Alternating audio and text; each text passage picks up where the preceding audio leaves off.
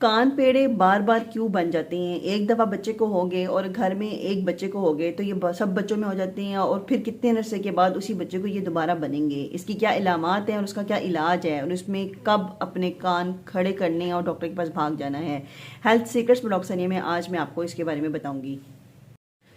अस्सलाम वालेकुम जी, मुझे कहते हैं डॉक्टर सनिया। आज का टॉपिक है कान पेड़ों के बारे में, जिसे हम मम्स भी कहते हैं। ये आजकल बहुत ज़्यादा वबा फैली हुई है और हर दूसरे बच्चे को ये हो रहे हैं। कान पेड़ों के बारे में सबको पता है, ये एक वायरल डिजीज़ है जो कि वायरस से फैलती है। जिस तरह से लाकड़ा काकड़ा और खसरा एक बहन भाई में आ जाए तो घर के सब बहन भाइयों में हो जाती है, इसी तरह से कान पेड़े या मम्स भी अपना कोर्स पूरा करता है।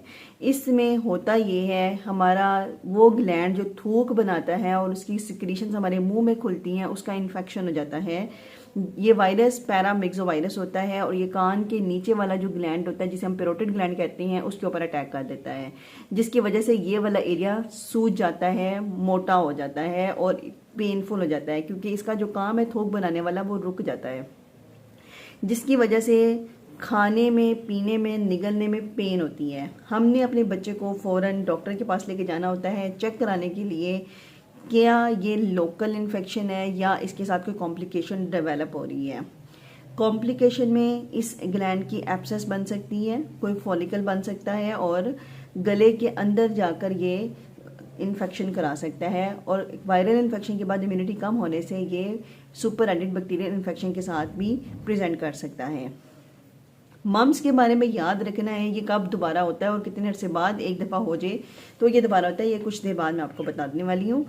तो सबसे पहले याद रखें, जब ये ग्लैंड सूज जाता है तो इसका एक कोर्स होता है, 3 से लेकर 10 दिन पूरा करता है और ये सेटल हो जाता है। ज़्यादातर बच्चों में या बड़ों में ये एक साइड पे होता है, लेकिन समटाइम भी दोनों तरफ भी प्रेजेंट करता है। इसमें बच्चे को फीवर भी होता है और खाने पीने में मुश्किल भी होती है। तो हमने जो सबसे आसान काम करना होता है वो बच्चों को पेन किलर देना होता है, पैरासीटामोल, जो कि मार्केट में पैराडोल कैल्पोल के नाम से आता है। सिर्फ ये देना होता है ताकि इससे बच्चे की पेन कम रहे। लेकिन याद रखें, अगर इसके साथ कोई कॉम्प्लिकेशन डेवलप हो जाती है तो डॉक्टर के पास जाना नहीं भूलना। और दूसरा, उस कॉम्प्लिकेशन की ट्रीटमेंट भी लेनी है। जिस बच्चे को कान पेड़े निकल आते हैं उस बच्चे के बर्तन और खाने पीने की चीज़ें स्पेशली जो है वो अलहदा रखनी होती हैं, क्योंकि ये कंटेजियस होता है। कंटेजियस का मतलब ये होता है छूत होता है जो कि दूसरे बच्चे तक फैल जाता है, इसलिए आपने इसको बचाना है। और एक बच्चे को कान पेड़े निकल आए तो दूसरे बच्चे को ये लाजमी निकलते हैं, लेकिन ये 50% चांस होता है बच्चे बच भी जाते हैं। ज़रूरी नहीं कि सबको निकले, लेकिन अमूमन देखा जाता है कि घर में या स्कूल में क्लास में अगर एक बच्चा ले आए तो 50% क्लास के बच्चे अफेक्ट हो जाते हैं। इसलिए घर वालों को ये हिदायत दी जाती है कि अगर आपके बच्चे को कान पेड़े निकल चुके हैं तो अपने स्कूल में मत भेजें। मम्स और कान पेड़ों की जो वैक्सीन है वो हमारे ईपीआई का पार्ट है, जिसमें हम बच्चों को पैदाइशी हिफाजती टीके लगवाते हैं। उसमें 9 महीने के बच्चों पे उम्र में ये लग जाता है, लेकिन अमूमन गवर्नमेंट सेटअप में ये वैक्सीन नहीं आती। एमएमआर के नाम से ये वैक्सीन होती है, जो कि लोग जिनको नॉलेज होता है वो प्राइवेटली बच्चों को लगवा लेते हैं।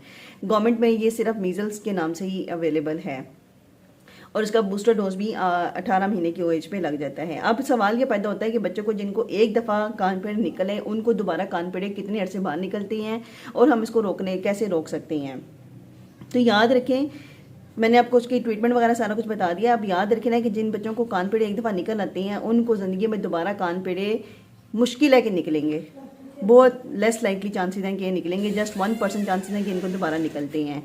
इस हेल्थ सीक्रेट्स में डॉक्टर सनिया में अगर आप कुछ पूछने में इंटरेस्टेड हैं तो पिन करके पूछ सकते हैं। वीडियो पसंद आ जाए करें तो लाइक कर दे करें, फ्रेंड्स एंड फैमिली में शेयर करें और दुआ में याद रखें। अल्लाह हाफिज़।